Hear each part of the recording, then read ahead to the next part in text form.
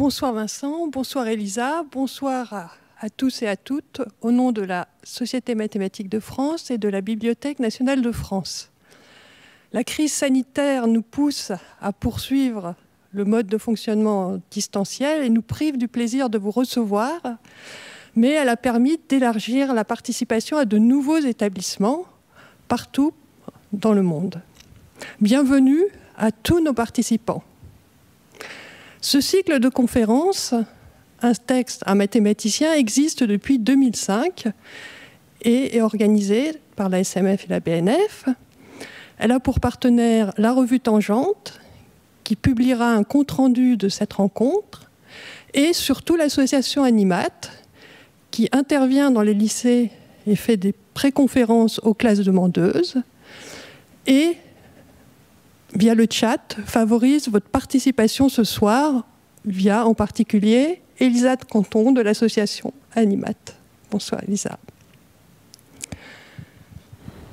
Le conférencier de ce soir est Vincent Beffara. Bonsoir Vincent. Bonsoir.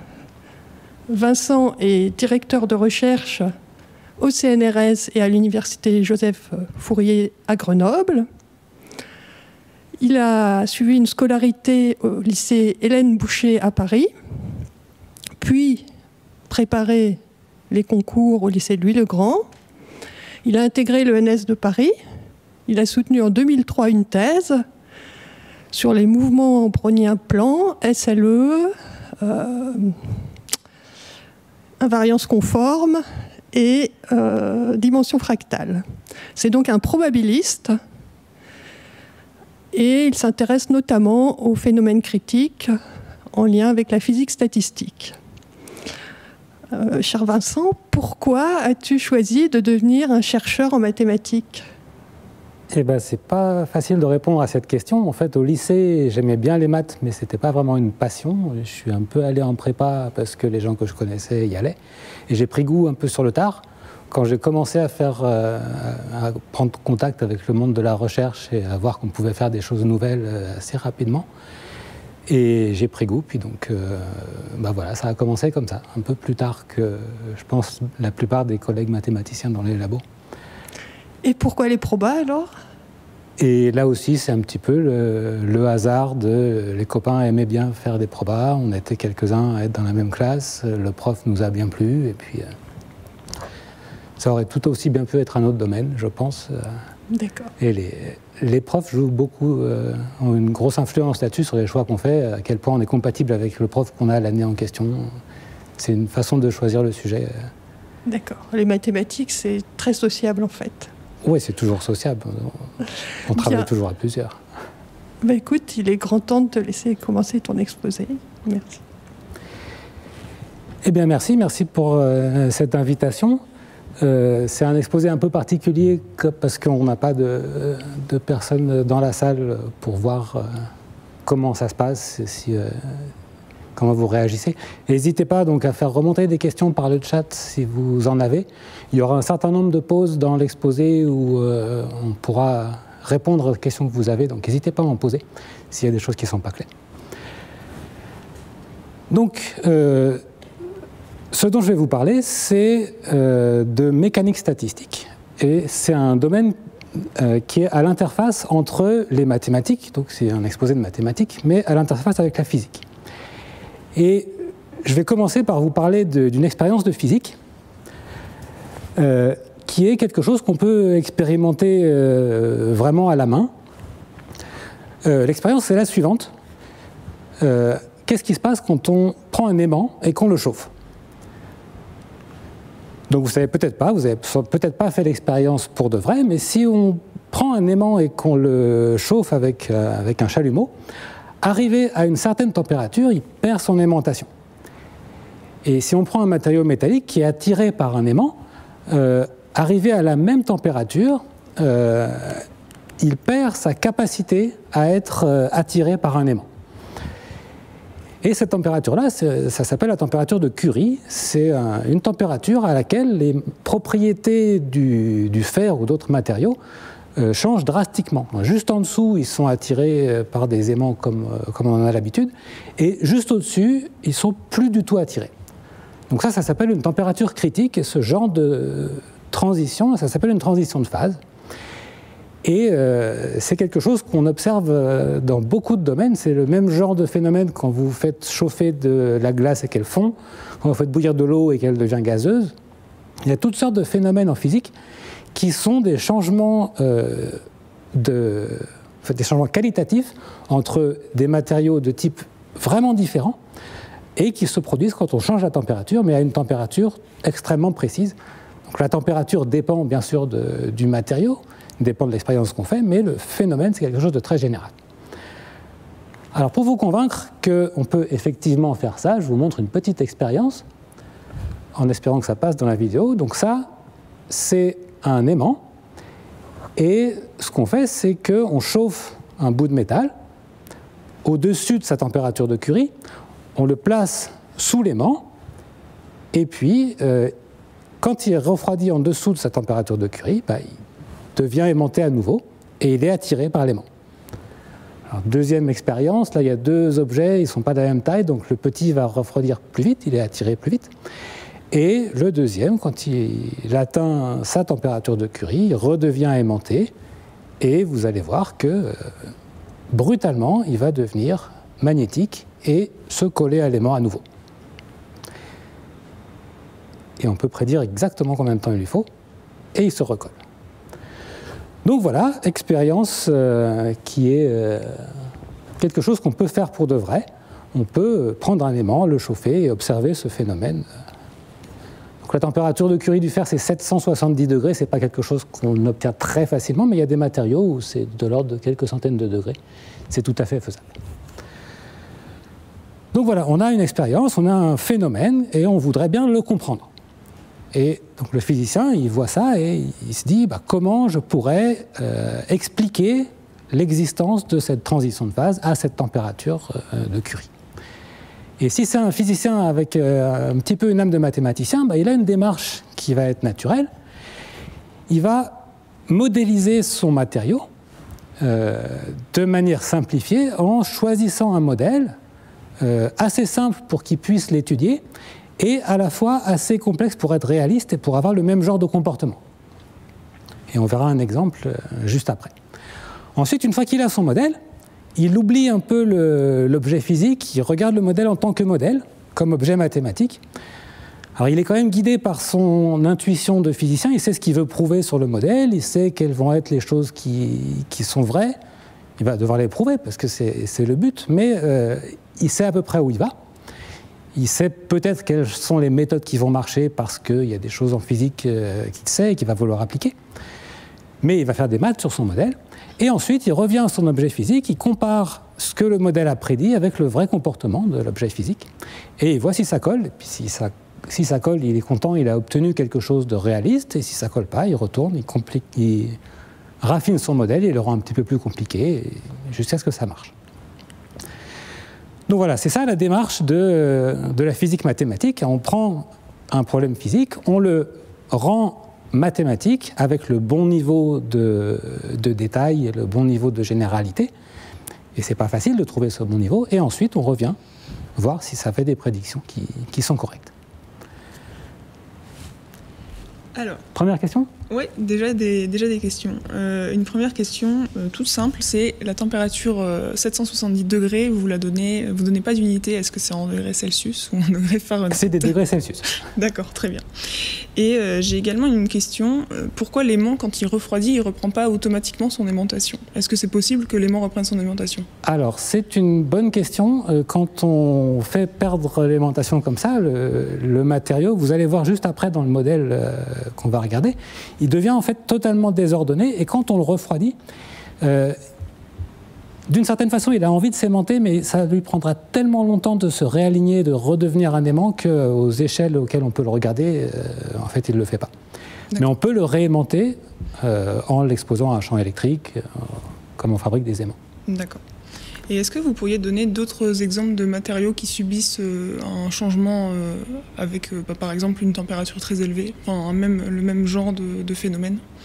À part des aimants en fer, est-ce que vous avez d'autres exemples ? On peut penser par exemple à la supraconductivité. Alors ce n'est pas des très hautes températures, c'est des très basses températures, mais c'est le même genre de choses. Un conducteur, il a une certaine résistance, il résiste au passage du courant, et certains matériaux, quand on les refroidit, en dessous d'une température critique, ils deviennent supraconducteurs, ils conduisent le courant sans aucune résistance. Et c'est un peu le même genre de phénomène.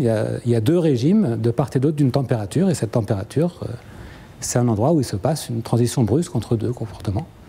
Et là aussi, il y a des modèles de mécanique statistique. C'est beaucoup moins bien compris du point de vue mathématique que l'aimantation. C'est pour ça que j'ai choisi l'aimantation. Mais il y a toutes sortes de phénomènes qui ressemblent à ça. Et alors, on a une autre question dans le chat. Y a-t-il un rapport avec la solidification? Je n'ai pas plus de détails. Alors, la solidification, c'est quelque chose qu'ils font. Donc, oui, on peut... quand on fait fondre de la glace et qu'elle passe de solide à liquide, c'est une transition de phase, elle se produit à une température fixée, et c'est tout à fait similaire, effectivement. D'accord, très bien. J'ai l'impression qu'on n'a plus de questions pour l'instant, donc je vous laisse continuer. Bon, donc, deuxième partie, comment modéliser mathématiquement cette expérience de l'aimantation qui disparaît? Qu'est-ce qu'on peut faire comme modèle mathématique là-dessus? Donc ce modèle il a été introduit par Lenz, mais il s'appelle modèle d'Ising. Il y a une blague un peu récurrente en maths, c'est que les modèles portent tous des noms qui ne sont pas le nom de la personne qui les a introduits, mais quelqu'un qui était dans le coin et qui a fait quelque chose de significatif. En l'occurrence, Ising, puisqu'on va parler du modèle d'Ising, c'était un étudiant de Lenz qui a prouvé des choses dessus, mais ce n'est pas lui qui a inventé le modèle. Donc le modèle, il est défini de la façon suivante. On va assimiler notre objet métallique à un réseau cristallin. On va se dire que le fer, c'est des atomes qui sont disposés suivant un cristal. Et on va dire que chaque atome de fer va avoir un comportement individuel, comme si c'était un aimant microscopique. Et on va lui donner deux orientations possibles comme aimant, vers le haut ou vers le bas. Donc bien sûr, c'est un modèle ultra simplifié, mais voilà, il a deux états possibles. Et donc, une configuration de notre matériau, c'est la donnée pour chaque atome de l'état dans lequel il est, en haut ou en bas. Donc, par exemple, là sur le slide, vous voyez qu'il y a une configuration donnée avec quelques atomes qui sont orientés vers le haut, quelques-uns qui sont orientés vers le bas. Et la physique, elle est donnée par le fait que deux aimants voisins, ils ont envie d'être alignés. Il faut leur fournir de l'énergie pour les aligner dans des directions différentes. Et ça, pour chaque paire d'atomes de fer voisins, il va y avoir une énergie à fournir s'ils ne sont pas dans la même orientation. Donc ça veut dire que l'énergie globale d'une configuration, c'est le nombre de paires de voisins où les orientations sont différentes. C'est ce que j'ai noté, H de sigma. Sigma, ça va désigner la configuration. C'est un sigma minuscule grec. Et H de sigma, c'est le nombre de paires de voisins qui sont un vers le haut et un vers le bas. Alors il y a un problème une fois qu'on a introduit ce modèle, qui a priori n'est pas très très loin, donc il y a vraiment des atomes de fer sur un réseau, mais cette énergie, qu'est-ce qu'on va en faire? Et en vrai, quand on a un matériau, on ne peut pas observer l'orientation de chaque atome, on peut observer quelques grandeurs macroscopiques, on peut mesurer sa température, on peut voir s'il est aimanté, on peut mesurer des choses comme ça, mais on n'a pas accès à l'état microscopique, on ne sait pas quelle est la vraie configuration. Et donc, ce qu'on va faire, c'est qu'on va donner à chaque configuration, qui est compatible avec ce qu'on observe globalement, une probabilité. Donc ça va être ce P de sigma. Pour tout sigma, on va donner à cette configuration une certaine probabilité. Alors c'est une probabilité, le système il est dans une certaine configuration, donc la somme des probabilités de toutes les configurations, ça va être 1. Donc ça, c'est cette formule, somme de P de sigma égale 1. Ce signe, là, ça veut dire que c'est la somme sur toutes les configurations. Ça veut juste dire qu'on énumère toutes les configurations, il y en a un nombre fini si on a un objet fini, et la somme de tous ces trucs-là doit faire 1. Et donc l'interprétation, une interprétation naturelle, c'est de dire que le monde il n'est pas statique, hein, chaque atome va fluctuer à cause de fluctuations thermiques et va passer d'une orientation à l'autre, à des instants aléatoires. Et la proportion du temps que notre objet passe dans une configuration, ça va être donné par la proba de cette configuration. C'est une interprétation qui s'appelle fréquentiste, qui dit la fréquence d'apparition d'une configuration, c'est donné par sa probabilité. Oui, alors comme il y a un léger décalage entre le live et la diffusion, on a des questions qui sont sur la première partie de l'exposé. Si l'aimant refroidit dans un champ magnétique, est-ce qu'il va garder son aimantation quand il a été trop chauffé au-delà de la quand il est chaud dans le champ magnétique, il est plus aimanté, et au moment où il repasse sous sa température, s'il y a un champ ambiant, ça va réaligner les choses, il va se réaimanter. D'accord. C'est une des façons de refabriquer un aimant. Ok, très bien. Et une autre question, c'est est-ce qu'il y a des matériaux dont la température de Curie est supérieure à la température de fusion? Alors ça, c'est une très bonne question, je ne sais pas. D'accord, très bien. Et ensuite... Ah oui, comment... Donc là, c'est sur la deuxième partie de votre exposé. Comment déterminer les probabilités dont vous parlez? Alors, excellente question. Ça nous amène au transparent suivant. A priori, on n'a pas vraiment de règles pour déterminer ces probabilités. Ça va faire partie de la modélisation. Donc, on va regarder un modèle ultra simplifié. Ça ne va pas être le modèle d'Ising, ça va être un modèle beaucoup plus simple, mais qui va nous amener à la forme générale de ces probabilités qu'on va regarder par la suite. Donc le modèle un modèle complètement artificiel, complètement simpliste, qui est juste là pour nous guider vers les formules qui vont apparaître ensuite pour les vrais modèles un peu réalistes. Donc voilà, un modèle, c'est le modèle suivant. On a une bille qui est sur un escalier et elle est soumise à deux choses. Elle est soumise à la gravité qui va lui donner envie de descendre le long de cet escalier jusqu'au sol. Les marches sont numérotées par des entiers positifs. 0, ça va être le sol, et puis 1, 2, 3, ça va être les marches en partant du bas. Donc elle a envie de descendre, et il y a une agitation thermique. L'escalier vibre, et ça va donner à ces billes des impulsions qui sont vers le haut ou vers le bas, avec la même probabilité. Donc il y a ces deux effets, un qui la fait descendre et un qui la mélange. Et une façon de dire ça, c'est que à chaque instant, avec une toute petite proba que j'ai appelée A ici, elle tombe à la marche immédiatement en dessous, et avec une toute petite proba B, elle saute soit vers le haut, soit vers le bas, avec la même probabilité. Donc ça veut dire qu'elle monte avec probabilité B et elle descend avec probabilité 1A plus B. Donc il y a cette asymétrie entre les taux de saut vers le haut et vers le bas. Elle a plutôt quand même globalement envie d'être en bas parce qu'il y a de la gravité, mais il y a cette agitation thermique, et donc il y a ces deux paramètres A et B. Et la question, c'est qu'est-ce qu'elle va faire cette bille? Combien de temps elle va passer sur chacune des marches? Et c'est la même question. Ici, la configuration de la bille, c'est exactement donner le numéro de la marche où elle se trouve. Et les probabilités de configuration, ça va être les proportions du temps que la marche passe sur chacune des marches. Que la bille passe sur chacune des marches. Donc, voilà, c'est un peu le même genre de question. On a envie d'assigner des probabilités à toutes ces quantités-là. Et la question, c'est comment on fait? Donc là, on peut résoudre le modèle de manière complètement mathématique. Ce qu'on cherche, c'est des probabilités qui sont indicées par les numéros des marches. Donc c'est Pn pour n allant de 0 potentiellement jusqu'à l'infini. On peut considérer que l'escalier est très long, comme s'il était infini. La somme doit faire 1, ça c'est toujours vrai, c'est des probabilités. Et c'est pas très compliqué de trouver une relation entre ces différentes valeurs de Pn. En fait, si vous regardez ce qui se passe sur la marche numéro n, la probabilité que la bille soit sur la marche n et en parte, c'est quoi? La probabilité qu'il y soit, c'est Pn, et ensuite elle en part avec une probabilité qui était A plus 2b. C'était A plus b vers le bas, b vers le haut, ça fait A plus 2b. Donc ça, c'est la probabilité qu'une bille soit là et en parte. Quelle est la probabilité qu'une bille arrive ici? Pour y arriver, soit elle était en dessous et elle a sauté vers le haut, soit elle était au-dessus et elle a sauté vers le bas. Donc elle est en dessous avec une proba qui est Pn-1, la marge du dessous c'est N-1, et quand elle y est, elle saute vers le haut avec probabilité B, toujours le même B vers le haut. Et si elle est au-dessus et qu'elle saute vers le bas, elle est au-dessus avec probabilité Pn plus 1, et elle saute vers le bas avec probabilité A plus B.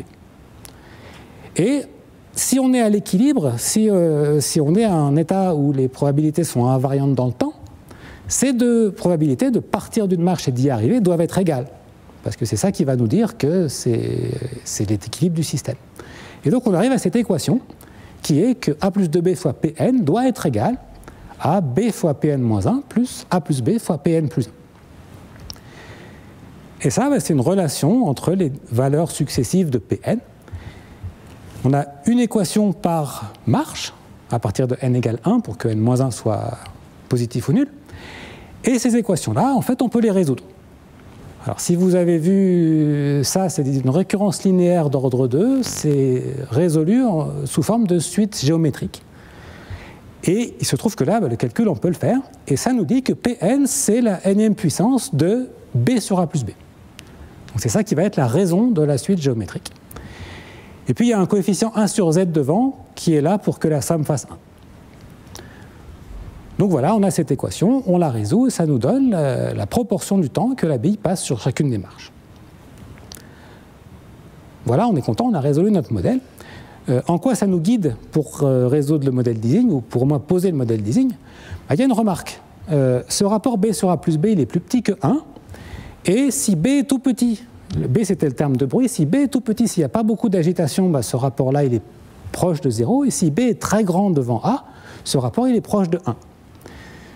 Donc le niveau de bruit, ça va quantifier à quel point la raison de cette suite, elle est proche de 0 ou proche de 1. Et une bonne façon de quantifier ça, c'est de décrire la raison sous la forme E puissance moins 1 sur T. Vous voyez que E puissance moins 1 sur T, quand T tend vers 0, 1 sur T, ça tend vers plus l'infini, moins 1 sur T, ça tend vers moins l'infini, donc E puissance moins 1 sur T, ça tend vers 0. Et dans l'autre sens, si T tend vers l'infini, 1 sur T, ça tend vers 0, et l'exponentielle de ça tend vers 1. Donc, T va jouer un peu le même rôle que le coefficient B. Quand T est petit, la raison est petite, et quand T est grand, la raison est proche de 1. Et on peut réécrire les Pn sous la forme une constante fois E puissance moins n sur T. Alors pourquoi T plutôt que ce paramètre-là? Parce que T va jouer exactement le rôle d'une température. Il faut voir la température comme la quantité de bruit qu'il y a dans un système. Plus T est grand, plus le terme B va être grand devant A, et plus le rapport va être proche de 1. Et si la température de l'autre côté est très petite, B va être tout petit, et la raison de la suite va être très proche de 0. Donc T, je l'ai appelé T parce que c'est la température, et ça va sortir dans tous les modèles de physique qu'on peut regarder. Il y a une température qui va décrire une agitation thermique. D'autre part, il y a dans E puissance moins n sur T, il y a ce coefficient n, et ça c'est l'énergie potentielle. C'est l'énergie qu'il faut donner à la bille pour être sur la nème marche, en partant du bas. Il faut la monter n fois, et donc son énergie, l'énergie qu'il faut lui fournir, c'est proportionnel à n. Alors les physiciens vont me dire que je n'ai pas mis d'unité. En maths, on met tout égal à 1 comme unité, puis ça ne change pas grand-chose en pratique. Il suffit de choisir dans quelle unité on s'exprime. Mais ici, ça nous dit que la probabilité d'être dans un état, et l'état, c'est juste le numéro de la marche où on se trouve, c'est proportionnel à E puissance moins le rapport entre l'énergie et la température. Et le coefficient de proportionnalité, c'est le 1 sur z, il est juste là pour que la somme fasse 1. Est-ce que vous pouvez réexpliquer les termes de l'égalité entre les différentes probabilités, entre Pn, Pn-1 et Pn plus 1? Ouais. Donc, je reviens à cette équation-là. A plus 2b fois Pn, c'est la proba que la bille soit sur la nème marche et en parte. Elle y est avec probabilité Pn, et quand elle y est, elle saute avec proba B vers le haut et A plus B vers le bas. La somme, ça fait A plus 2b. Et donc ça, c'est la proba qu'elle soit en n et qu'elle en parte. B fois Pn-1, c'est la proba que la bille arrive à la nème marche en venant de la marche n-1. Il faut qu'elle y soit. Donc ça a la proba Pn-1. Et il faut qu'elle saute vers le haut. Et ça a une proba qui est B quand elle est sur la marche numéro n-1. Et le troisième terme, c'est la proba qu'elle arrive sur la nème marche en venant du haut. Donc il faut qu'elle y soit, ça donne ce Pn plus 1. Et quand elle y est, elle saute vers le bas avec une proba A plus B. Très bien, merci. Et est-ce que vous pouvez également réexpliquer d'où vient l'exponentiel? Pourquoi vous placez un exponentiel dans votre remarque? Oui, alors ça, c'est un peu pour des raisons historiques. On pourrait tout à fait choisir d'avoir B sur A plus B comme coefficient. il se trouve qu'il y a beaucoup de cas où l'écrire sous la forme d'une exponentielle, ça va simplifier l'écriture. C'est un choix un peu arbitraire de dire que la température, c'est ce qu'on met dans l'exponentielle. On pourrait tout à fait paramétrer le système autrement, paramétrer par B sur A plus B. Très bien. C'est un peu arbitraire. C'est juste qu'après, quand on fait de la physique, la température, en vrai, elle apparaît comme ça dans une exponentielle. Mais tant qu'on est en train de regarder un modèle mathématique, on pourrait tout à fait paramétrer les choses autrement. D'accord, merci. Pour l'instant, c'est tout. Donc, revenons à nos moutons. Le modèle artificiel de la bille, elle nous dit c'est naturel, d'une certaine façon, que les probas de configuration soient de la forme exponentielle de moins l'énergie de la configuration divisée par la température. Alors pour le modèle d'Ising, les configurations, c'était les choix de toutes ces orientations des atomes individuels. L'énergie, c'était donné par le nombre de paires de voisins où les orientations étaient différentes. Et puis la température, ça va être la température du matériau. Et donc c'est naturel de définir les probabilités des différentes configurations sous la forme P de sigma proportionnelle à exponentielle de moins H de sigma divisé par T. C'est une analogie avec le modèle de la bille, mais on est dans un cas qui est un petit peu similaire. Il y a des configurations possibles, il y a une énergie, il y a une température. C'est naturel de vouloir faire ça.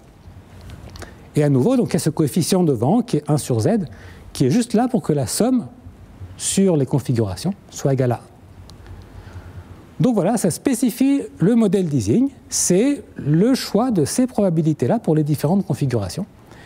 Et c'est un modèle qui dépend d'un paramètre, qui a cette température, et pour des températures différentes, on voudrait que ça prédise des comportements vraiment différents, et observer une température critique avec deux comportements vraiment qualitativement différents. Et ça fonctionne. Il se trouve que ça fonctionne. Ce modèle-là, on peut l'étudier mathématiquement. Et ça a été fait, en particulier par Ising. Et il y a encore des développements récents là-dessus. Mais ça fonctionne. On peut prouver qu'il existe une température critique qui joue le rôle de la température de Curie, qui est analogue à celle-là, telle que si T est plus petit, les aimants microscopiques, ils ont envie de s'aligner, et typiquement, ils vont être à peu près tous orientés de la même façon. Alors que si T est plus grand, ils sont complètement désordonnés. Et c'est vraiment des comportements qui changent brutalement quand T passe de inférieur à TC à supérieur à TC. Donc le modèle reproduit bien le comportement qu'on voulait expliquer.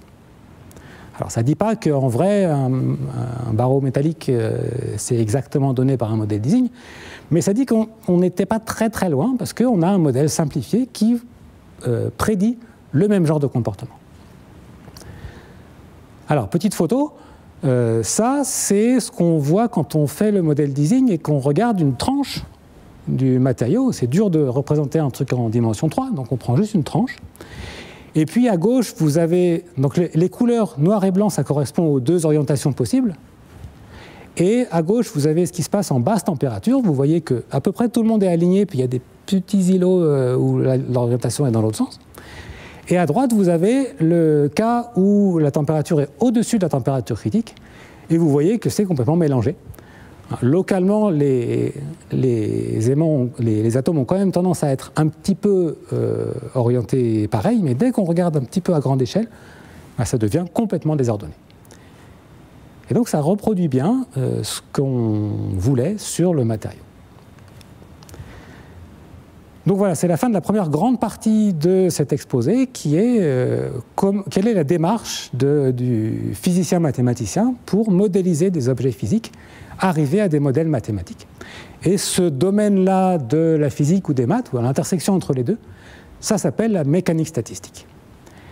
Et quand on regarde la littérature, ces mesures de probabilité, ces façons d'attribuer des probabilités aux différentes configurations, ça s'appelle des mesures de Gibbs. Quand on regarde les livres de physique ou de maths, ces trucs-là sont désignés comme des mesures de Gibbs. Et le but de la deuxième partie de l'exposé, c'est de voir pourquoi ça s'appelle comme ça, qui c'était ce Gibbs et qu'est-ce qu'il a fait et pourquoi on a donné son nom à ce type de choses. Est-ce que vous pouvez nous expliquer ce que c'est qu'une mesure en général? Est-ce que c'est quelque chose de spécifique en mathématiques? Alors, mesure, il faut faire attention, ça a deux significations. Ça peut vouloir dire mesurer comme prendre la température, des choses comme ça. Ce n'est pas dans ce sens-là que c'est utilisé. Il faut vraiment voir mesure de probabilité comme un seul mot avec des tirets.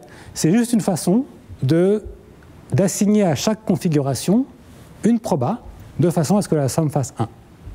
Donc, ça s'appelle mesure pour toutes sortes de raisons, mais il ne faut pas essayer d'y voir l'opération de mesurer quelque chose physiquement. C'est juste donner des probabilités avec une somme qui fait 1. Très bien. Et est-ce que vous pouvez juste reparler du symbole somme? Parce que le symbole somme, je pense que ça perturbe un petit peu les lycéens, comme c'est quelque chose qu'ils n'ont pas forcément vu. Est-ce que vous pouvez expliquer la formule somme sur sigma? Voilà, la formule, cette somme-là, donc la formule Z égale somme indice sigma de E puissance moins H de sigma sur T, ça veut simplement dire qu'on fait la liste de toutes les configurations possibles. Pour chaque configuration, on calcule E puissance moins H de sigma sur T, ça donne un nombre réel, et puis on fait la somme de ça. Donc c'est comme si on avait fait E puissance moins H de sigma 1 sur T, plus E puissance moins H de sigma 2 sur T, plus, etc., avec autant de termes dans la somme qu'il y a de configurations possibles. On ne va pas faire ça parce qu'il y en a vraiment beaucoup. Et du coup, on compactifie la notation en introduisant ce symbole somme. Et ce n'est pas quelque chose de fondamentalement différent de faire ça plus ça plus ça plus ça plus ça. C'est un raccourci d'écriture. Il ne faut pas avoir peur des raccourcis d'écriture. Peut-être que les matheux en utilisent beaucoup trop, mais il n'y a rien de difficile de cacher derrière ce signe somme. Ça veut juste dire qu'on fait la somme. D'accord, merci beaucoup. Et une dernière question, les photos que vous avez présentées, c'est une simulation par ordinateur? Alors, ces photos-là, c'est une simulation par ordinateur que j'ai faite, et on fait exactement comme la bille, on dit que chaque atome va garder son état ou passer à l'état symétrique en fonction de l'état de ses voisins. Et on fait tourner ça, et puis on voit, on arrête la simulation à un instant donné, et puis on voit ce qu'on observe. Alors il se trouve que quand on fait une simulation, on a accès à la configuration, ce qui n'est pas vrai en physique, on n'a pas accès, mais dans la simulation, on peut arrêter la simulation à un instant donné et voir ce qui se passe. Et on voit ces deux comportements différents. Donc ce n'est pas une expérience de physique, c'est une expérience virtuelle, une simulation informatique. D'accord. Et sur, je crois, le dernier slide, vous expliquez que en fonction de la température, soit les aimants sont complètement ordonnés, soit ils sont complètement désordonnés. Ouais. Qu'est-ce que vous entendez par complètement désordonné? Je triche beaucoup. C'est pas vrai que c'est complètement désordonné. Ça veut dire que, formellement, si T est plus petit que TC, alors, avec très grande probabilité, il y a une proportion des plus grande qu'un demi des atomes qui sont dans la même orientation. Et cette proportion dépend de la valeur de T, mais il y a une proportion typique qui n'est pas égale à 1,5. Donc il y a une asymétrie dans les configurations. Et quand T est plus grand que TC, ça veut dire qu'il y a très très proche de la moitié dans chacune des deux orientations. Et dans n'importe quelle petite boîte, il y a à l'intérieur de cette boîte la moitié plus et la moitié en haut et la moitié en bas. Donc c'est vraiment ce qu'on a envie d'appeler désordonné. C'est pas indépendant, il y a quand même des dépendances locales parce qu'il y a quand même une interaction. Donc j'ai beaucoup triché pour écrire ça et que ça tienne sur le transparent. Très bien, merci beaucoup. Donc on arrive à Gibbs, qui est donc ce physicien qui a donné son nom aux mesures de Gibbs, et on va voir pourquoi on a donné son nom à ça, et ce qu'il a fait, et comment il en est arrivé là.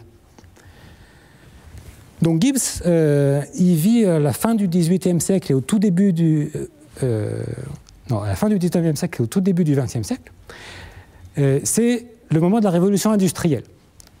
On est en train de construire des machines à vapeur, on est en train de découvrir la chimie industrielle, on est en train de faire des choses comme ça. Et il y a des théories qui émergent, en particulier Carnot, qui est un physicien français qui développe ce qui s'appelle une théorie phénoménologique, c'est-à-dire qu'il a une façon de dire si on prend une machine à vapeur avec un feu qui a telle température, avec un milieu extérieur qui a telle température, elle a tel volume, et on met tel gaz dedans, on peut en extraire telle puissance mécanique. Et c'est ça qui intéresse les gens à l'époque, c'est de faire de l'industrie, de faire tourner une usine avec une machine à vapeur. Et on veut savoir quels sont les rendements possibles des machines à vapeur. Est-ce qu'il y a des bornes théoriques là-dessus? Et il y a toute une science autour de ça qui s'appelle la thermodynamique, qui se développe à cette époque-là pour justement étudier ce qui est possible, ce qui ne l'est pas, prédire quelle va être la puissance d'une machine en fonction des différentes caractéristiques. Et il faut bien voir qu'à l'époque, et on ne se rend pas forcément compte parce que ça n'a pas l'air très très vieux, le fait que les gaz soient formés de molécules individuelles et qu'il y ait des atomes et des choses comme ça, c'est pas du tout quelque chose qui fait l'unanimité parmi les physiciens. Les physiciens, ils voient vraiment les fluides comme des milieux continus, et le fait qu'on puisse regarder des atomes individuels, considérer ça, ou voir des molécules dans un gaz, c'est vraiment controversé. C'est un peu révolutionnaire de parler comme ça. Et donc si on regarde les travaux des mathématiciens de l'époque, en particulier Maxwell et Boltzmann, ils subodorent bien qu'il y a des particules, mais leur façon d'écrire les maths, qui est révolutionnaire aussi, mais ça parle vraiment de densité de matériaux comme si c'était un matériau continu. On regarde parmi ce qu'on voit quand on met un gaz dans une boîte, quelle est la proportion des régions où la vitesse va valoir ça, où la pression va valoir ça, des choses comme ça. C'est des grandeurs qui sont continues. Et le fait qu'il puisse y avoir de l'aléa, qu'il y ait du bruit thermique et des choses comme ça, c'est très lié au fait qu'il y ait des particules. C'est aussi quelque chose qui ne fait pas du tout l'unanimité.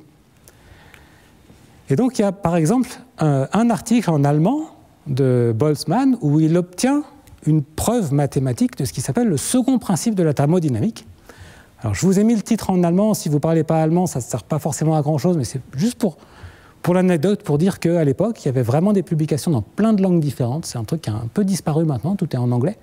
À l'époque, il y avait des publications en français, en allemand, en latin encore. Et donc le second principe, c'est un truc sur lequel on va revenir, c'est un principe qui a été observé et ensuite démontré sous différentes hypothèses. Ça dit qu'il y a une certaine grandeur qui s'appelle l'entropie, qu'on ne cherche pas forcément à bien définir, mais qui est un truc qui croît au cours de n'importe quelle expérience physique.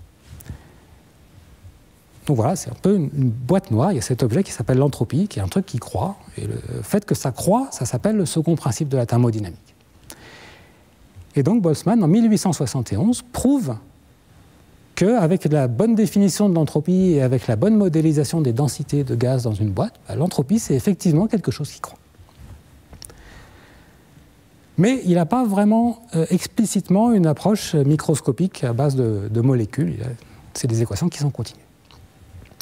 Et en fait, donc, l'introduction de la mécanique statistique, de la modélisation microscopique, c'est quelque chose qui se fait vraiment à la toute fin du XIXe siècle. Et ça contribuera de manière majeure à l'acceptation du fait que les atomes existent, en fait. C'est quelque chose qui est finalement relativement récent. Je mets juste une parenthèse ici. Brown, c'est un biologiste. En 1827, il observe que si on met un grain de pollen dans l'eau, il a un mouvement qui est erratique. Et il cherche à expliquer ça. Donc c'est l'agitation thermique. Et avec les termes modernes, on dit que le grain de pollen, il est en contact avec les molécules d'eau qui bougent de manière aléatoire. Et ça lui donne un mouvement aléatoire, qui s'appelle le mouvement brownien.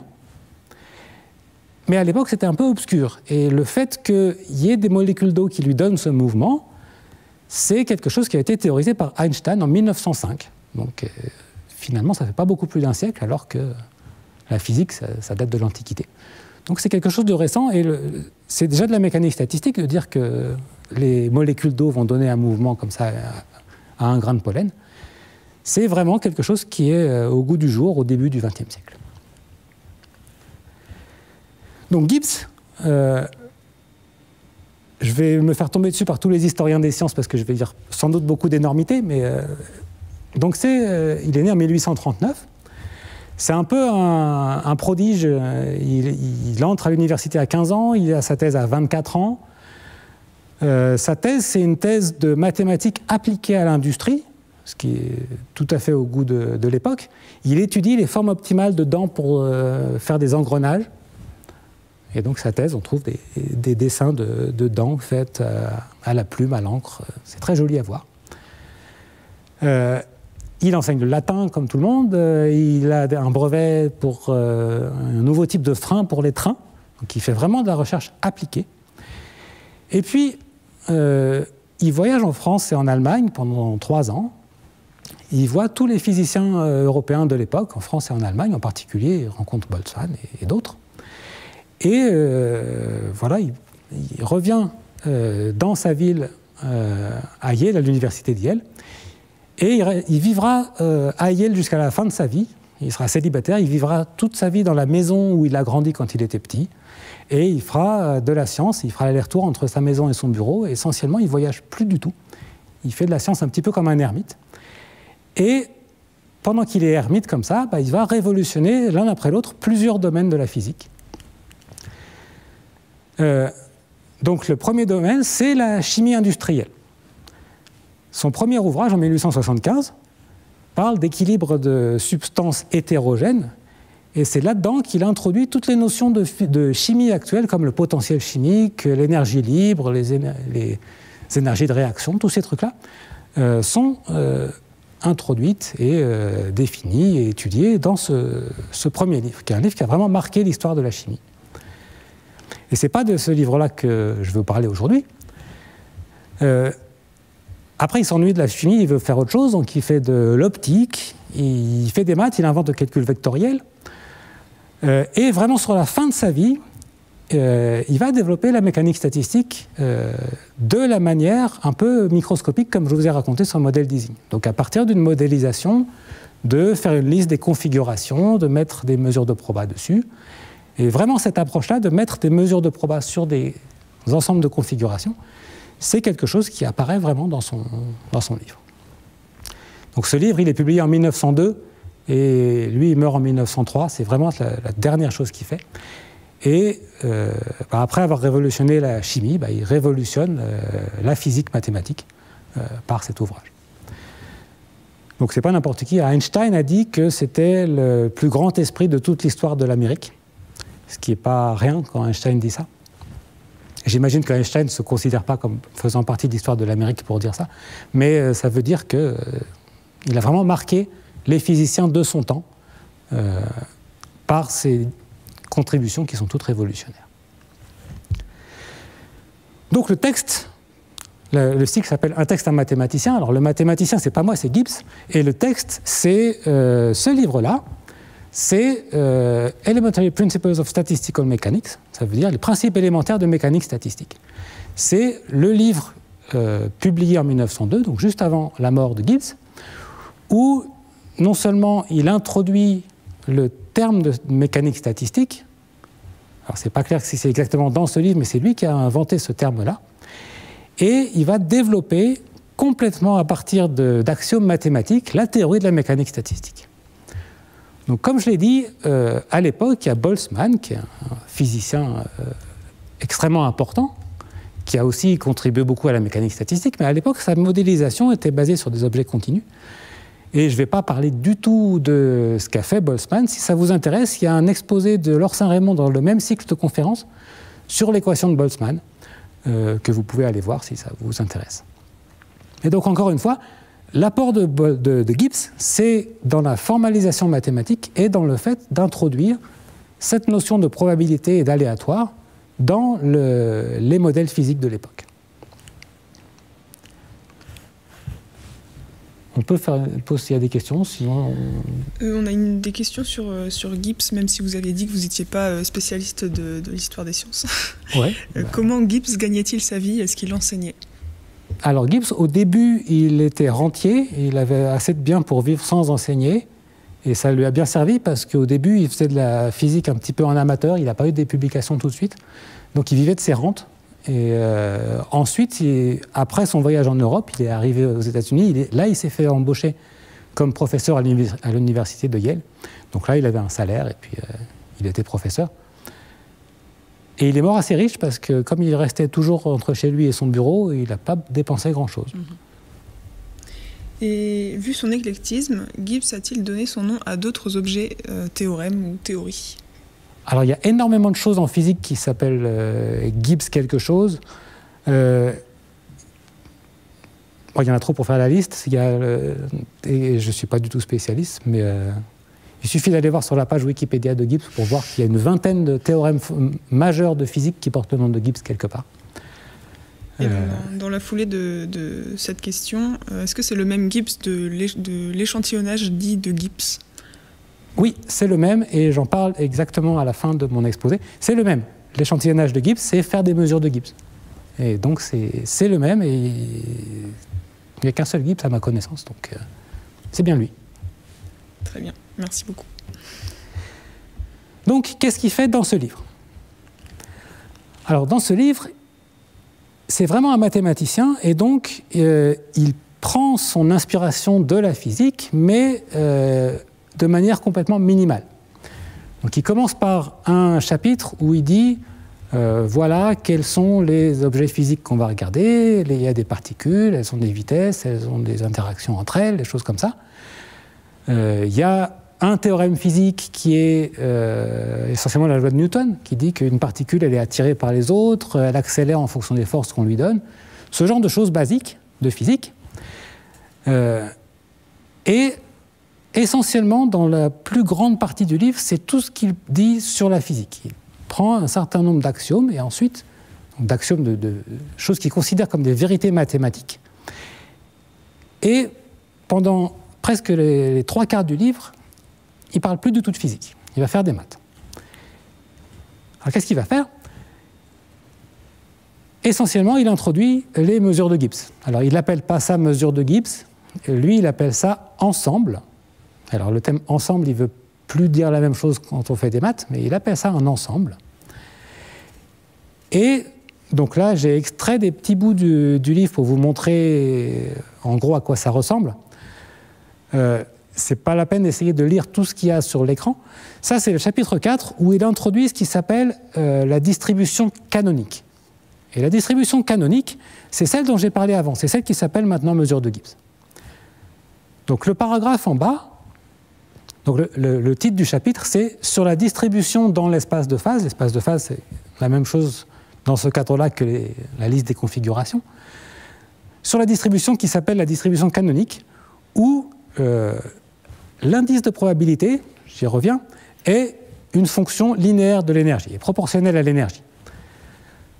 Alors ça veut dire quoi? Ça veut dire qu'il introduit ce P ici, qui est une mesure de probabilité, qui donne une probabilité à chaque configuration, et qui est de la forme exponentielle de un truc avec 3 termes. Donc là, il y a psi moins E sur θ. Le E, c'est l'énergie de la configuration. C'est ce qu'on note d'habitude H dans le modèle d'Ising, lui il appelle ça E. θ, c'est la température. Et donc ce terme E puissance moins E sur θ, c'est le terme E puissance moins énergie sur température qu'on avait vu dans le modèle d'Ising. Et puis il y a un terme en plus, cette lettre psi là dans l'exposant. Ça, c'est là pour que la somme des probas fasse 1. Ça joue le même rôle que le 1 sur Z. Et dans les manuels modernes de mécanique statistique, on appelle ça 1 sur Z. Lui, il le met dans l'exponentielle. C'est un choix. C'est encore une question de comment on paramétrise les choses. Mais donc cette formule, P égale E puissance psi moins E sur θ, c'est exactement la même formule que, si je reviens vite fait sur, peut-être que c'est une mauvaise idée de revenir vite fait, c'est exactement la même formule que ça, que P de sigma égale 1 sur Z, E puissance moins l'énergie sur la température. Donc en 1905, c'est plus d'un siècle, et 20 ans avant Ising et Lenz, il y a déjà cette formule-là. Alors, qu'est-ce qu'il appelle indice de probabilité? C'est juste le logarithme de P. Encore une fois, c'est une autre façon de paramétrer les mêmes objets. Quand on a une probabilité, c'est quelque chose qui est positif, on peut prendre son logarithme, et il appelle ça état, et c'est juste le logarithme de P. Et il appelle ça indice de probabilité. Donc une fois qu'il a défini les choses, il prouve des théorèmes. C'est un livre de maths, un ouvrage de maths. Dans un ouvrage de maths, il faut qu'il y ait des théorèmes, au sens où il y a un certain nombre d'hypothèses qu'il fait, qu'il considère comme vraies, et il obtient, à partir de ça, des résultats de manière complètement rigoureuse.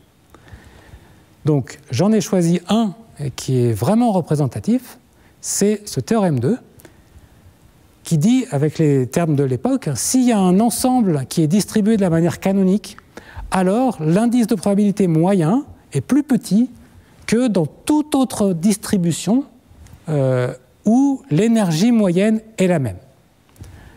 Ça veut dire quoi? Ça veut dire que donc il y a ce P ici qui est une certaine façon de donner des probabilités aux configurations. Cette façon-là donne une énergie moyenne de configuration. Si vous prenez une configuration au hasard, vous avez une certaine énergie, puis vous faites la moyenne de ça. Et parmi toutes les probabilités qui donneraient la même moyenne, eh ben, celle-là, celle où on l'écrit de la forme E puissance moins l'énergie sur la température, c'est celle qui minimise le indice de probabilité moyen. Alors ça a l'air un petit peu obscur comme ça, mais si vous regardez ce que c'est que cet indice de probabilité moyen, vous voyez que c'est le log de la probabilité. Et la moyenne de ça, la moyenne d'une quantité par rapport à des probabilités, pour calculer ça, vous faites la somme sur toutes les configurations de la valeur du truc dont vous voulez calculer la moyenne fois la probabilité de la configuration. Et vous faites la somme. Donc autrement dit, l'indice de probabilité moyen, c'est la somme de eta fois P. Et si on remplace, on voit que... donc là, je l'ai écrit un peu sous le formalisme moderne. C'est la somme de PI fois log de PI, où PI, c'est la probabilité de la configuration numéro I. Et ça, ce n'est pas autre chose que l'entropie dont je parlais précédemment. Donc Gibbs, en plus de faire des théorèmes, il va donner une formalisation, une définition mathématiquement claire de ce que c'est que l'entropie d'une probabilité, d'une mesure de probabilité. Donc ça s'appelle l'entropie de Gibbs, et c'est vraiment quelque chose de central dans toute la physique après Gibbs.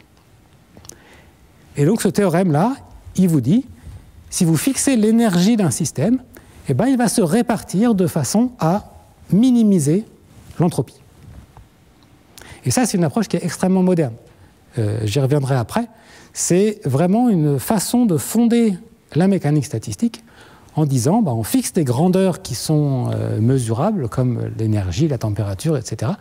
Et le système se débrouille pour choisir tout seul les mesures de proba, les probas des différentes configurations, de façon à minimiser cette chose-là. Alors, j'ai déjà parlé du second principe de la thermodynamique qui vous dit que l'entropie, c'est un truc qui évolue de manière monotone. Eh ben, il a un théorème 7. Je l'ai mis ici, il ne faut surtout pas essayer de le lire parce que d'une part, c'est un gros pavé de texte et d'autre part, il est écrit avec le langage de l'époque qu'on ne comprend pas forcément bien. Et même des physiciens actuels doivent se prendre la tête dans les mains pour comprendre exactement ce que ça veut dire, ce théorème. Mais ça vous dit que si vous prenez deux systèmes et que vous les mélangez et que vous les remettez à l'équilibre, eh ben, l'entropie du mélange est plus petite ou plus grande, suivant le signe qu'on met, que la somme des entropies. Et ça, c'est exactement le second principe. Donc je le mets juste comme ça pour le côté historique, mais ce qui est important, c'est de dire que pour lui, c'est un théorème, c'est quelque chose qu'il démontre à partir des mêmes hypothèses qu'il a considérées comme vraies dans son livre. Et donc, il y avait la preuve de Boltzmann qui était basée sur les densités de particules et de vitesse, etc. Et puis, il y a la preuve de Gibbs qui est basée sur les probabilités qu'on met sur des configurations. Et donc, encore une fois, il est physicien, mais dans ce livre, il se comporte vraiment comme un mathématicien et il évite à tout prix de parler de physique jusqu'à la toute fin du livre. Et sans doute qu'une des raisons pour ça, c'est que pour parler de physique, il faut parler d'atomes. Et les atomes, c'est quelque chose qui n'est pas complètement accepté dans le milieu physicien.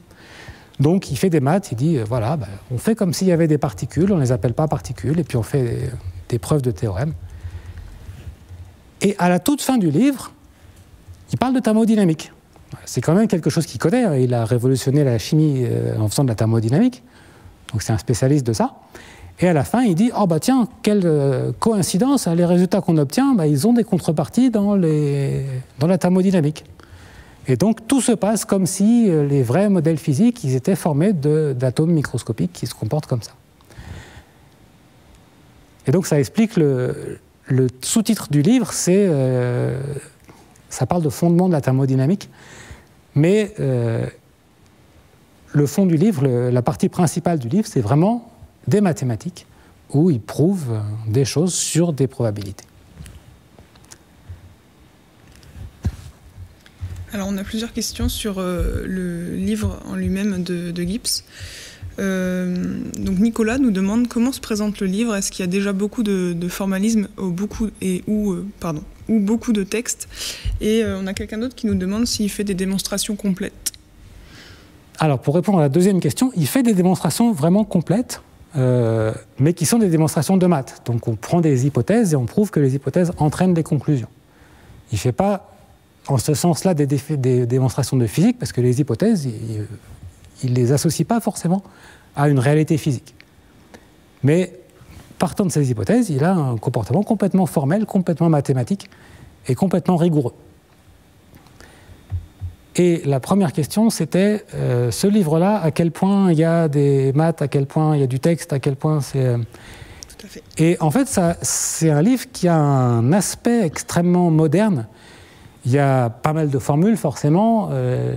J'ai choisi de ne pas en montrer beaucoup à part l'exponentielle, parce que c'est très vite indigeste quand on voit que des formules. Mais c'est des formules avec des notations qui sont très très proches des notations actuelles. Et en même temps, autour de ça, il y a de la prose dans un anglais qui est assez littéraire. C'est assez agréable à lire. Alors on ne lit pas vite parce qu'il faut réfléchir à chaque phrase pour savoir ce qu'il veut dire, mais c'est vraiment très très bien écrit, très... On sent que c'est, d'une certaine façon, c'est un honnête homme, qu'il y a quelqu'un de très cultivé, qui écrit bien, qui se pose pour vraiment écrire les choses de la bonne façon, à la fois du point de vue mathématique et du point de vue littéraire. Donc c'est vraiment un livre qui est très agréable à lire de ce point de vue-là. Et qui est dans le domaine public, on le trouve, par exemple, il doit être sur Gallica de la BNF, j'imagine. On le trouve en ligne, et on peut aller le lire. Il a plus d'un siècle, donc il est dans le domaine public, on peut le lire. Et on comprend des choses même quand on n'est pas physicien. Je vais vous laisser continuer, sauf si vous avez... Non, non, c'est bon, on peut y aller. Allez-y. On peut y aller. Oui. Combien de temps il reste? Pas tant que ça. Donc la dernière partie de l'exposé, c'est qu'est-ce qui reste maintenant de ce que Gibbs a fait il y a plus d'un siècle. Et comme je l'ai déjà laissé entendre un certain nombre de fois dans cet exposé, en fait, les idées de Gibbs, elles étaient tellement novatrices et révolutionnaires qu'elles ont un impact encore maintenant dans énormément de domaines. Donc, bien sûr, en mécanique statistique, il a essentiellement fondé la mécanique statistique avec Maxwell, avec Boltzmann, avec Einstein, avec d'autres physiciens. Mais la mécanique statistique, c'est vraiment un domaine de recherche en maths et en physique qui a une très grande activité. Je ne vais pas dire le contraire, parce que c'est ça que je fais, moi, dans ma recherche. Donc, c'est un domaine qui est actif. Mais je voudrais mettre l'accent sur l'utilisation des idées de Gibbs dans d'autres domaines que purement la mécanique statistique. Donc, la première, c'est en simulation, ou vraiment en mathématiques appliquées actuelles. Donc c'est là qu'on arrive à l'échantillonnage de Gibbs. Quand on veut étudier un système complexe, alors par exemple la météo, des systèmes de biologie, des choses comme ça, prédire les propriétés d'un matériau, on a une description imprécise du matériau, on veut vouloir faire des simulations. Et comment faire des simulations? Eh bien, la bonne façon dans beaucoup de cas, c'est d'imaginer que le matériau il va se comporter comme un objet physique qui est soumis aux règles de la mécanique statistique. Et donc la façon de le fabriquer dans une simulation, ça va être de suivre le même genre de dynamique que ce qu'on avait dans la bille ou dans le modèle d'Ising, de faire des modifications microscopiques sur certaines probabilités et de voir les propriétés émergentes de ça dans la simulation. Donc en suivant exactement la même approche qu'en physique, en modélisant l'objet par des composants plus simples et beaucoup plus petits en plus grand nombre, chacun évoluant au contact des autres, et de voir s'il y a une propriété émergente.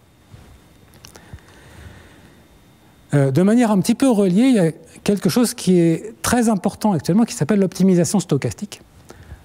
Alors j'ai essayé de décrire en une phrase ce que c'est sur le slide, mais l'idée c'est, imaginez que vous voulez faire de l'intelligence artificielle. Vous voulez fabriquer un réseau de neurones qui reconnaît un petit chat d'un petit chien. Et pour ça, vous avez des couches de neurones, vous avez des interactions entre les neurones avec certaines constantes, et vous voulez choisir les constantes d'interaction de façon à ce que, quand on lui donne un petit chat, il dit petit chat, et quand on lui donne un petit chien, il dit petit chien. Ça, c'est une certaine fonction sur des configurations. Les configurations, c'est les choix des constantes qui décrivent le comportement des neurones. Et la fonction, ça va être la proportion de bonnes réponses. Et ce que vous voulez faire, c'est maximiser la proportion de bonnes réponses parmi toutes les configurations possibles. Alors comment vous faites ça? Eh bien, vous voyez ça comme une mesure de Gibbs. Vous introduisez une température, ça vous donne une proba sur les différentes configurations. Et puis, si vous vous souvenez de la formule, la proba d'une configuration, c'est E puissance moins l'énergie sur T. L'énergie que vous voulez chercher à regarder, ça va être la fonction que vous cherchez à minimiser. Et puis vous pouvez voir que si t est tout petit, cette exponentielle-là, elle est vraiment toute petite, sauf quand l'énergie est proche de 0. Et donc quand t tend vers 0, cette mesure de Gibbs, ces probabilités de Gibbs, elles se concentrent sur les endroits où l'énergie est la plus petite. Et en pratique, c'est une méthode qui marche très bien pour, par exemple, trouver les constantes de couplage dans un réseau de neurones. Vous prenez ça comme un système de mécanique statistique et vous faites tendre la température vers 0, tout en faisant tourner la dynamique. Et le système va se concentrer tout seul sur les minimiseurs, donc sur les endroits où il a le meilleur taux de réponse. Et c'est vraiment des choses qui sont appliquées en pratique. Et qui sont déjà dans le livre de Gibbs, ces idées-là que ça se concentre sur les états d'énergie minimale. Et puis la dernière chose, c'est cette notion d'entropie. En fait, il y a eu tout un renouveau de la mécanique statistique dans les années 60-70, mais qui est déjà préfiguré par Gibbs, que j'ai déjà un petit peu indiqué avant, de tout baser sur la notion d'entropie et d'interpréter cette notion-là comme une notion de quantité d'information. Alors, ce n'est pas clair dit comme ça, et ça a demandé beaucoup de temps pour être formalisé. C'est essentiellement Shannon qui est à la base de cette formalisation-là en théorie de l'information. L'idée, c'est, par exemple, imaginez que vous avez une langue, donc un langage naturel avec des mots, avec des règles de grammaire.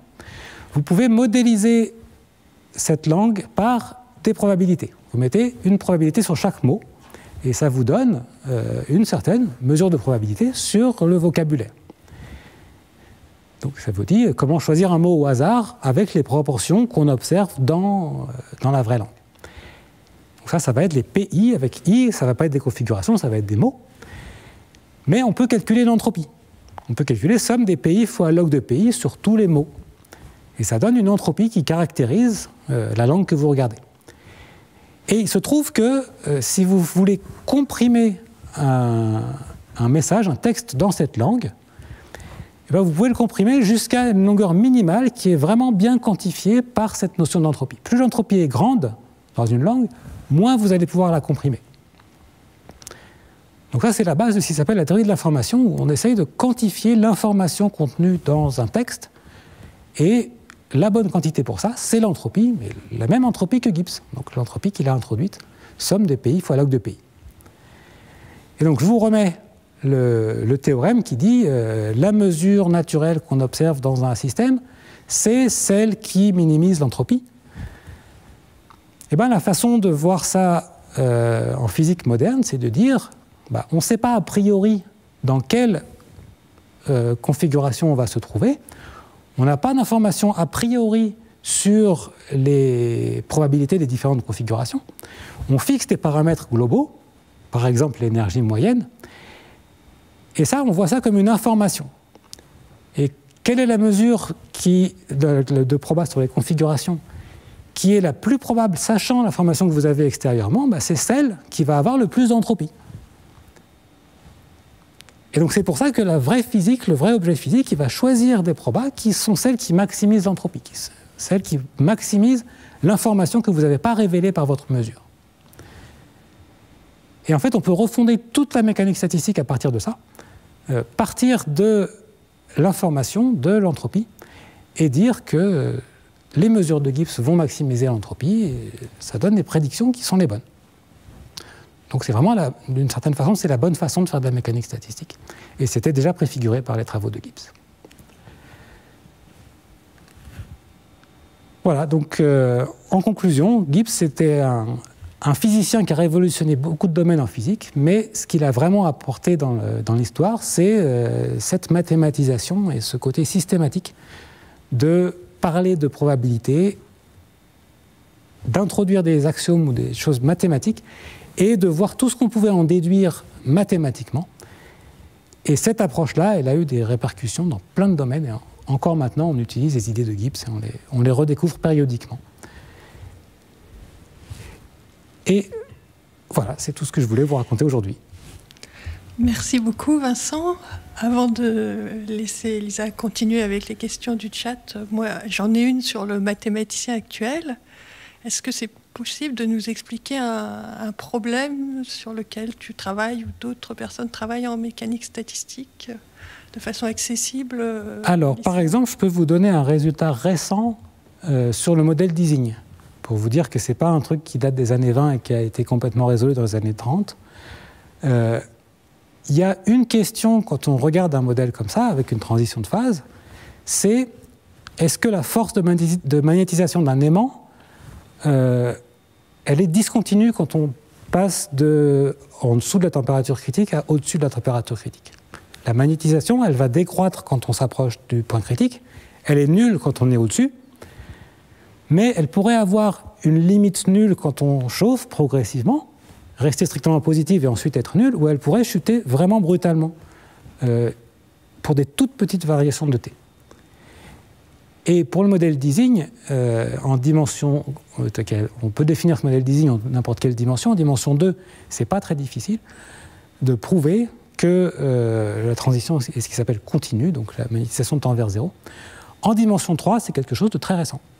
Et, donc même sur ces objets-là, il y a des résultats qui sont très récents. Peut-être que ce que je regarde moi, c'est moins facile à raconter que c'est moins proche de la physique. Donc c'est peut-être prudent de ne pas s'y risquer là comme ça. Mais il y a vraiment des questions qui restent ouvertes sur le modèle d'Ising encore maintenant. D'accord, merci. Et maintenant à Elisa de jouer. Oui, on a tout un tas de questions. Donc je vais commencer par celle que j'ai sous les yeux. Est-ce que la lecture de Gibbs vous a inspiré? Oui, c'est très inspirant parce que ça donne vraiment une profondeur historique à ce qu'on fait au jour le jour. On ne se pose pas forcément les questions de fondation de ce qu'on fait, de pourquoi la mesure de Gibbs ressemble à ça. Et aller lire les textes introductifs, c'est vraiment quelque chose qui fait réfléchir différemment. Moi, j'ai compris des choses de théorie de l'information en préparant cet exposé. Alors que je travaille sur des mesures de Gibbs tous les jours depuis que je fais des maths. Donc c'est vraiment quelque chose qui est intéressant à lire. Et est-ce que Gibbs a été récompensé pour ses travaux? Alors Gibbs, il a été très reconnu pour ses travaux. Il écrivait des choses et il envoyait ses travaux à tous les physiciens de l'époque, Einstein et compagnie. Il a eu un certain nombre de prix, mais je crois qu'il a essentiellement été reconnu après sa mort, en fait, pour ses travaux. Il était connu, mais il n'était pas médiatique comme pouvait être Boltzmann ou Einstein à l'époque. D'ailleurs, il n'est pas très connu du grand public. Son nom, il apparaît dans les livres de physique et de chimie, mais c'était pas une star, quoi. Mais c'est sans doute à cause du côté humain, c'est pas à cause de ses contributions plus faibles que les autres, c'est parce qu'il n'était pas du genre à aller faire de la pub. Alors ensuite, je suis un peu perdue parce qu'il y en a beaucoup. Est-ce que la loi des gaz parfaits a été tirée des idées de Gibbs? Et si oui, est-ce qu'elle se redémontre avec des idées de mécanique statistique? Alors, donc le PV égale NRT, oui, c'est exactement le genre de choses qu'on peut obtenir à partir de modélisation microscopique. Donc là, j'ai parlé d'énergie et j'ai parlé d'entropie. En fait, il y a toute une partie du livre où il généralise ce théorème de maximisation de l'entropie à énergie fixée à des choses où on maximise l'entropie à plusieurs grandeurs macroscopiques mesurables fixées. Et si on fixe par exemple le volume et la température d'un gaz, eh ben, on peut donner un sens à la pression de manière microscopique et vérifier que les choses sont proportionnelles et retrouver la loi des gaz parfaits comme ça. Mais d'une certaine façon, c'est plus la thématique de ce que faisait Boltzmann ça, que de ce que faisait Gibbs. Ensuite, on a une question sur les transitions de phase. Est-ce que vous auriez des exemples de phénomènes où c'est pas la température qui joue, mais par exemple la pression? Alors, je vais répondre à côté. Il y a une transition de phase qu'on observe facilement quand on se promène dans une forêt en automne, entre des endroits du sol où il y a peu de feuilles mortes et des endroits du sol où il y a beaucoup de feuilles mortes. Et il y a une certaine densité de feuilles mortes à partir de laquelle vous pouvez aller de n'importe quel point à n'importe quel autre point en marchant uniquement sur des feuilles. Et quand la densité est trop faible, les feuilles sont en petits amas séparés. Et il y a vraiment une densité critique de feuilles qui sépare ces deux régimes.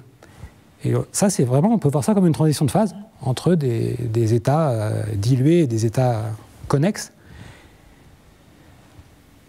Alors, pour faire de la pub, c'est proche de ce que racontera Marie Terray à un prochain exposé de ce cycle, je ne sais plus si c'est en mars ou en avril. Elle parlera de ce qui s'appelle la percolation.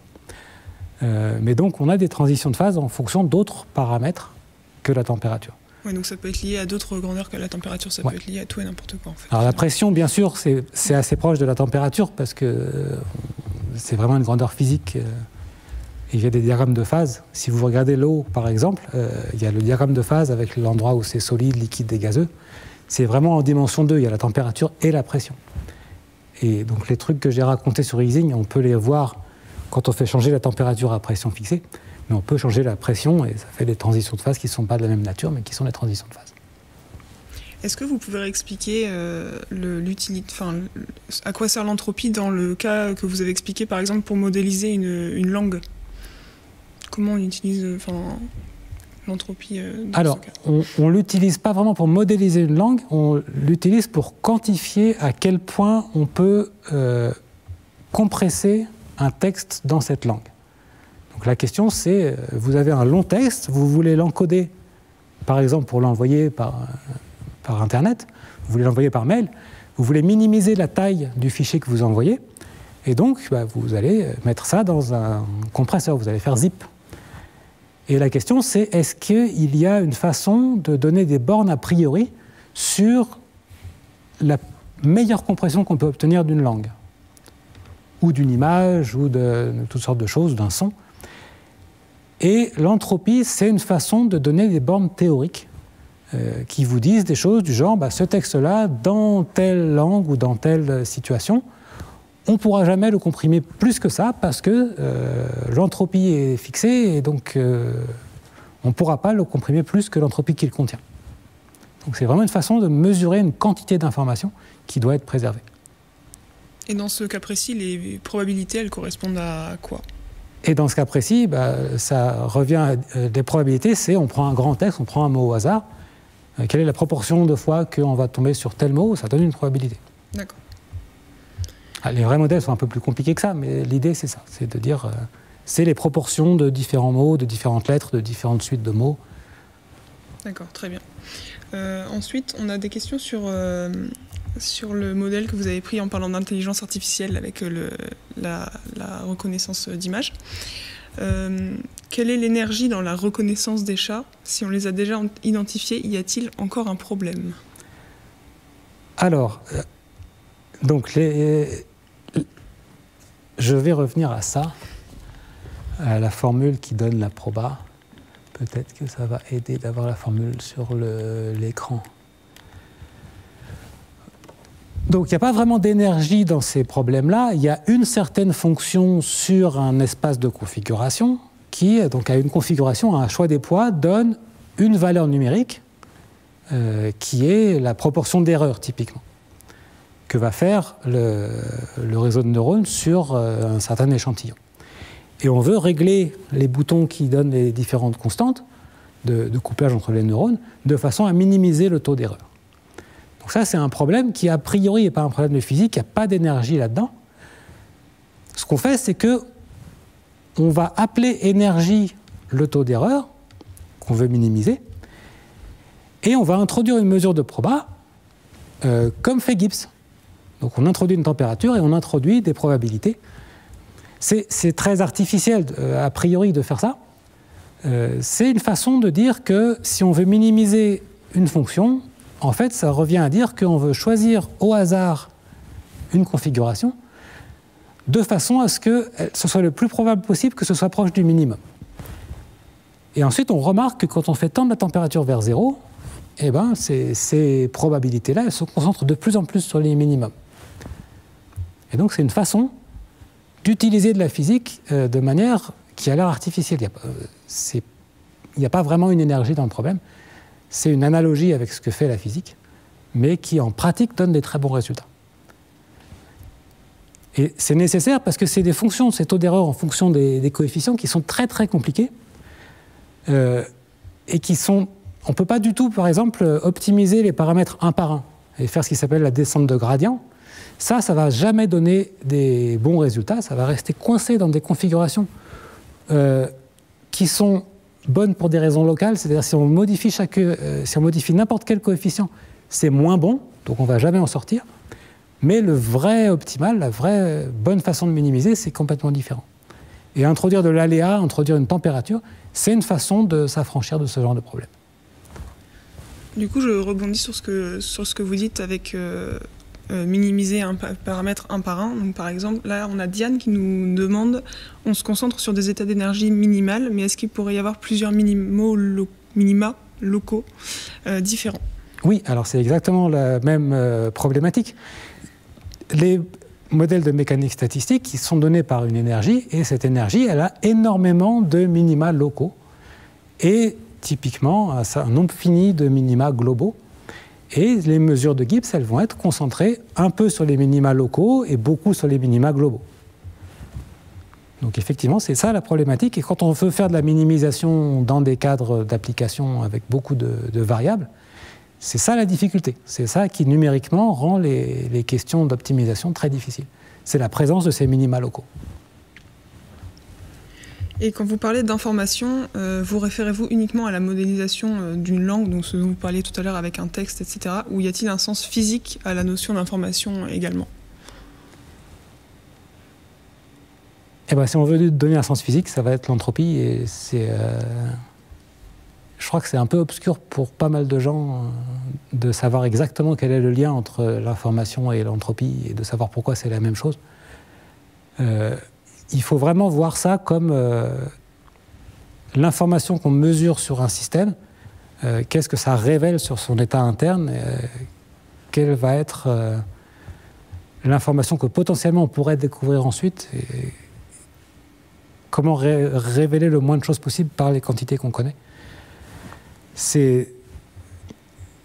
Ouais, ça demande vraiment à être intériorisé.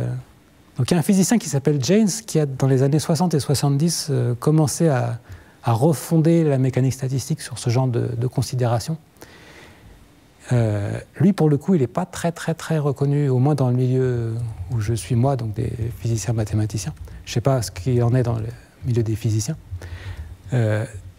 C'est quelque chose qui est fondamental, mais qui est difficile et qui est obscur et qui n'est pas du tout facile à comprendre et encore moins facile à expliquer. Donc je ne me risquerai pas à essayer de donner des détails. On a une question un peu technique. L'analyse de Fourier via l'utilisation de dérivées secondes de fonctions est-elle liée? C'est une question de Pascal. Je ne sais pas qui c'est. Alors, je vais tricher dans ma réponse. Je ne crois pas directement, mais il y a un truc en analyse de Fourier qui s'appelle le phénomène de Gibbs. Donc j'en profite pour donner l'un des résultats qui a été observé en premier par Gibbs. Gibbs, il a vu que si on prend un signal en créneau et qu'on prend un filtre passe-bas, autrement dit, si on prend une série de Fourier qui fabrique des carrés et qu'on regarde que les premiers termes, alors ça va se mettre à osciller, et là où le signal fait une belle dent, le signal tronqué ou approximé, ou comme on veut, ou filtré, va dépasser le niveau initial et converger vers le nouveau niveau. Et cette quantité dont ça dépasse, Ça se quantifie et ça s'appelle le phénomène de Gibbs. Donc il y a un rapport entre les travaux de Gibbs et l'analyse de Fourier. Je ne crois pas qu'elle passe par la mécanique statistique. On a des questions qui parlent du modèle de l'expérience de l'aimant dont vous avez parlé au départ. Est-il possible qu'un aimant soit dans un état supercritique à haute température, comme pour les fluides par exemple? Alors je crois que dans ce cas-là, ce n'est pas tellement possible. Et c'est relié à ces histoires de continuité de transition de phase. L'eau, elle peut rester liquide à très basse température parce que pour la solidifier, il faut qu'il y ait des échanges thermiques. Et ces échanges thermiques, ils viennent du fait qu'il y a une chaleur spécifique de transition de phase, qui est la chaleur qu'il faut donner. Et l'existence de ça a tendance à stabiliser un peu des configurations alors qu'elles ne devraient pas exister. Pour le modèle d'Ising, je ne crois pas que ça se produise, mais je ne mettrai pas ma main au feu parce que c'est possible, je ne m'engagerai pas là-dessus.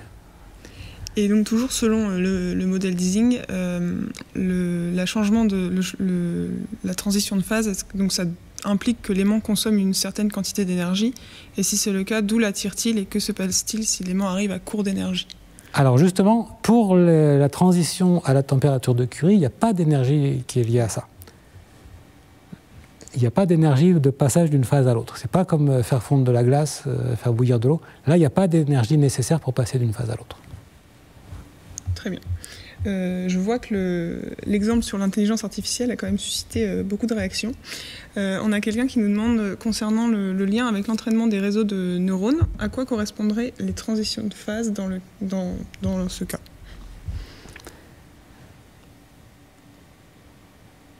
Comment faire l'analogie entre ce dont vous avez parlé au départ et l'exemple d'intelligence artificielle? Comment répondre intelligemment à cette question? C'est une excellente question. L'existence de transition de phase, c'est une façon de quantifier à quel point les minima locaux et les minima globaux sont en compétition. Donc c'est très lié. Et comment dire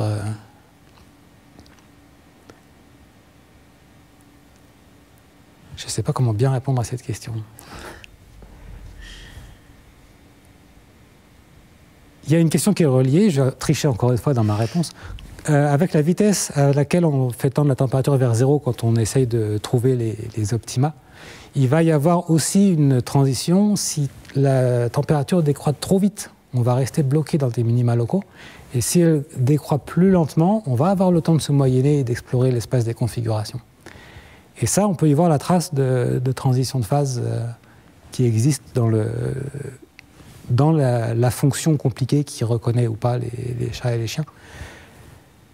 Ce n'est pas directement le même genre de transition de phase que pour le modèle d'Ising. C'est plus proche de ce qui s'appellerait des verres de spin, qui est un domaine de la physique que je connais beaucoup moins bien. Et si je parle plus dessus, je vais dire des bêtises. Et toujours concernant l'intelligence artificielle, donc dans le cadre de la reconnaissance d'image, le poids correspondant à une configuration est-il fonction de l'importance que le réseau de neurones accordera aux différents pixels?